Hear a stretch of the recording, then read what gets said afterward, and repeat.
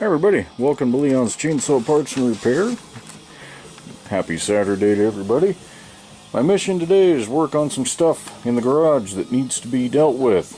I've had a couple of Frank's 026s for a couple weeks now. The one, if I can locate it, is right over here. That one runs. Had it going pretty good. It just needs a filter, sprocket, rim, and I'll finish putting it back together. This one, the other hand, got through the spark test okay, but then when we got to the compression test, that's where things went completely sideways. And I don't know how well. We're gonna see in there. There we go. That shows you all you need to know. Scored all to beat hell. It's so bad that you can't even see the ring landing at this point when you pull it over. So part of why I've had them for a while is the collection of stuff I needed to get together, all the miscellaneous parts. I'm going to go ahead and do crank seals while I'm in there, clean that crankcase out really well. Going to go with an OEM cylinder that's in really good shape, and then a new aftermarket piston. I try to stay away from the aftermarket cylinders just based on all the feedback I've had about them and seen. They don't seem to hold up real well, so I'm not going to go that route on this saw. So anyway, get into this thing and we'll come back when she's running.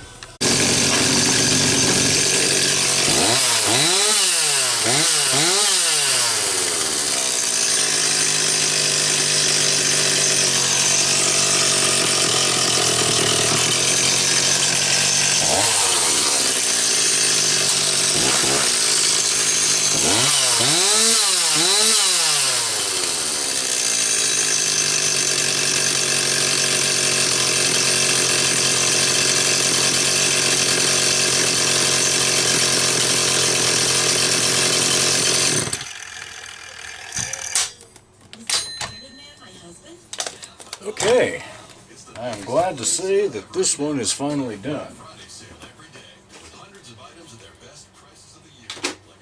A little bit of a challenge. I'm still not totally convinced what's going on. Got this thing all together, and the carburetor that was on it would start after I don't know, about 10 pulls, which the first dry start I'm okay with that. No more than that, but still, it would start, rev, die. So I primed it once with fuel mix, and it actually idled until it ran out of that mix. So I knew the fundamentals were pretty good. If it had taken off and raced, would have thought that it was something I didn't get sealed up, something like that. But anyway, after it was all said and done, I went ahead and put the carburetor from the 026 that I knew was running fairly well on this saw. And it still wasn't running quite right, so I pulled it off yet again, and in the inlet screen just behind the barb there was something. I'm going to say it was water, and I don't know how the hell it got there, but it looked like watery oil mix that was just clogging up the fuel inlet screen right there. So once I got that out of there, put it back together, it's running the way you guys just heard it. I let it sit on the bench and idle for a good 5 minutes or so before making the video. This is a fresh piston on a good used cylinder, so I wanted it to have a little bit of time to idle in here.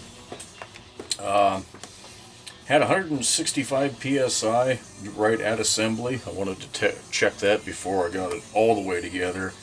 So let it run a little bit more. My guess is it'll settle in somewhere around 150, which is more than adequate for a saw like this. So anyway, this one is done.